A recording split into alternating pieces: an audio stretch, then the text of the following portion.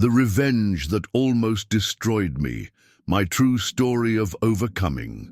I'm Fabiano, and what I'm about to tell you is the most difficult and intense story I've ever experienced. It all happened not long ago, at a time in my life when I believed I was building something good, a true and hopeful relationship. Before that, I was working at a small tech company, trying to stabilize my career, and my greatest motivation was Helena, my passion, my support. For me, everything seemed on track, simple, until life showed that not everything goes as planned. My relationship with Helena was something I guarded very carefully. We met in an ordinary situation, but we soon formed a bond that seemed to be the foundation of something solid. She was intense, full of life, and at the same time she carried an invisible pain that only I tried to understand. In those early moments, everything was a mix of joy and the personal challenges she faced, and I felt strong, like someone who could truly make a difference in another person's life. Before the storm, my routine was calm, almost mundane. I woke up early, went to work, tried to stay focused, and found in Helena the light that illuminated my tiring days. We talked, dreamed, and planned. I never imagined that this calm would be just the calm before the cruelest storm I would ever face. What I didn't know was that what was to come would turn everything upside down. The first signs that something wasn't right appeared subtly. Helena began to withdraw, and her previously open and passionate demeanor became closed and secretive. She spent hours on her phone, seemed distant, and sometimes disappeared without explanation.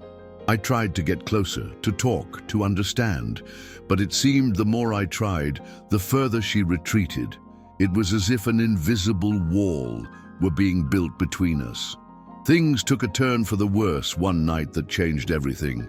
Helena attempted to take her own life, a desperate act that I narrowly managed to prevent. It was the moment I felt the ground collapse beneath my feet. This attempt was the trigger for the chaos that followed. From that moment on, nothing was simple. She began to be seen as a victim, and I, unfairly, became the target of her silent revolt. A revolt that no one else seemed to notice. What followed was a rapid and brutal escalation of attacks. Helena, now a celebrated survivor, used social media to create a network against me. She had followers, people who blindly supported her, and together they began to smear my name. What had been a passion became a public battle, where I had to fight not only to prove my innocence, but to protect my family, which was being destroyed along with me. Enrique, one of Helena's closest friends, became her right-hand man in this revenge. Together, they orchestrated online attacks, manipulations, and false accusations that I couldn't understand how they could arise from someone I loved. The feeling of being hunted, pursued by a shadow, from the past I wanted to bury, was excruciating. Each day brought a new challenge, a new rumor, a new lie that ate away at me. Donna Lucia, a teacher who was at the school during one of Helena's planned live broadcasts, unwittingly became a crucial figure. She saw part of what happened and tried to help me, but the authorities were deeply suspicious. Professor Carlos, in the teacher's lounge, provided me with the security footage that revealed the truth behind the accusations. But even so, convincing people seemed nearly impossible. The greatest difficulty wasn't just the external struggle, but the internal war I waged with myself. I felt powerless, humiliated, and increasingly isolated. I often thought about giving up, about disappearing, because the pain was too deep and the injustice seemed overwhelming. My greatest fear was losing everything, my dignity, my family, and above all the hope that someday the truth would prevail. My family's situation was what hurt me the most.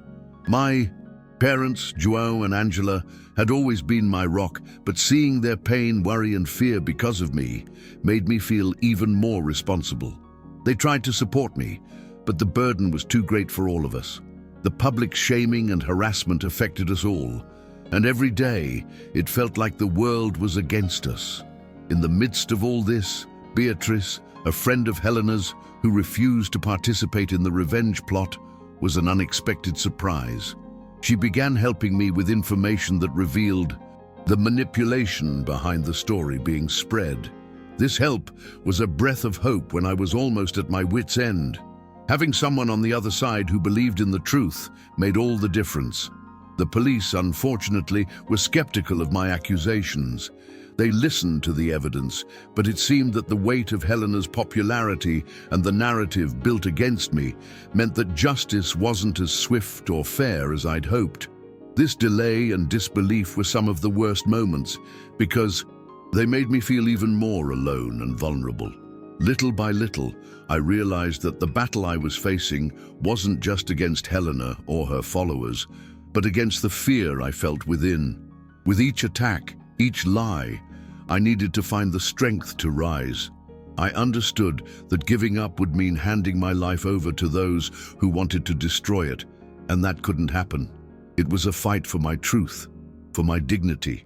The turning point came one night when, exhausted, I considered giving up.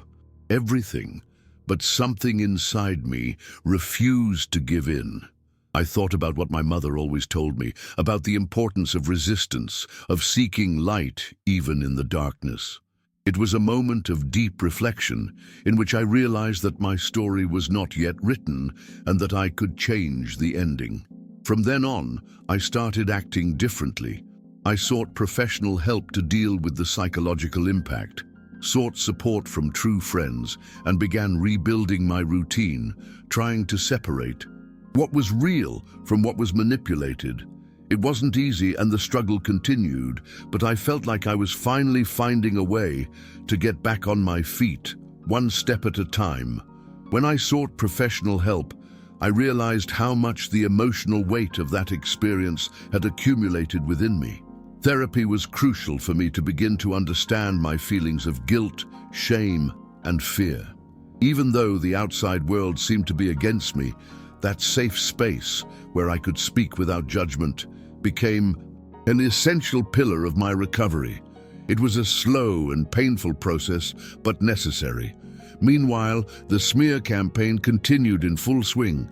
Helena and Enrique wouldn't give up, and the pressure only increased. Every offensive message, every aggressive comment on social media felt like a punch in the gut. I had to learn to filter what truly affected me and what I could ignore. It was difficult because people's words cut deep, even more so when they came from people I considered close. In this situation, my family's support was what kept me going. Joao and Angela were always there, even when they were tired and hurt by the situation. They were my anchor, a reminder that I wasn't alone and that there were people who loved me unconditionally. This certainty made all the difference in preventing me from giving in to despair. Beatrice continued to be an unexpected ally. Her courage in breaking away from Helena's toxic circle was an example to me. She helped me publicly debunk lies, revealing real facts that were ignored by most. Having someone like that, willing to face the hurricane with me, brought me some comfort and, most importantly, hope. The security footage Professor Carlos gave me became crucial evidence. It was a struggle to get it reviewed by the authorities, but it confirmed my version of events and dismantled the fabricated narrative against me. Seeing it gave me strength, a confirmation that the truth could be revealed, even if it took time. Little by little, I began to regain my self-esteem, which had been crushed by the attacks. I understood that I wasn't what people were saying, that my dignity couldn't be taken away by empty words. Rebuilding this was a daily struggle of looking in the mirror and recognizing who I was, without letting the lies define me. The battle also taught me a lot about true friendships. I saw many people who were apparently by my side but disappeared during difficult times. And I discovered the strength of those who stayed, even if it was silently, simply supporting me. This changed the way I trust and value the relationships around me. Through it all, I tried not to let hatred and resentment dominate my heart.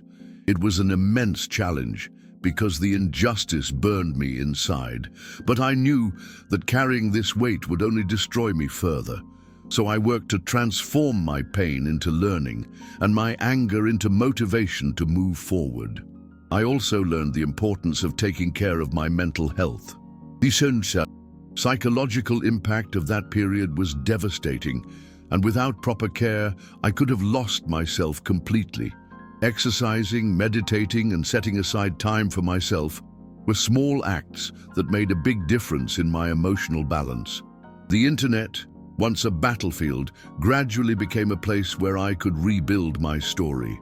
With the support of a few people, I began sharing my version honestly and transparently.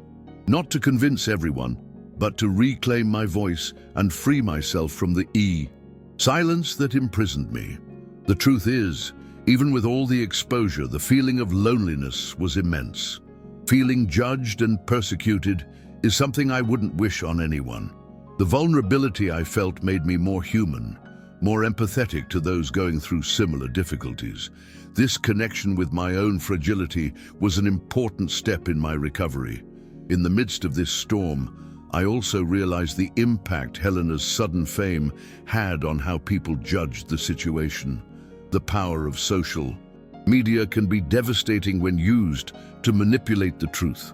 This made me reflect on the value of empathy and critical questioning in an age of instant information. Over time, things began to calm down. The truth came out, justice made some progress, and the support network around me strengthened. There was still much to resolve and many wounds to heal, but I felt like I was emerging from the hole with more clarity and strength to face whatever lay ahead. Looking back today, I see that this experience completely changed who I am. It wasn't a magical transformation, but a painful process of maturation.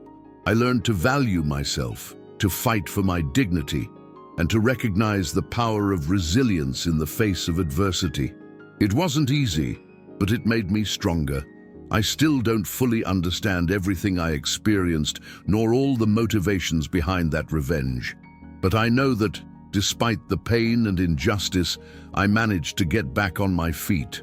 Life went on, with its ups and downs, and I'm still here, telling my story to remind people that overcoming is possible, even when all seems lost.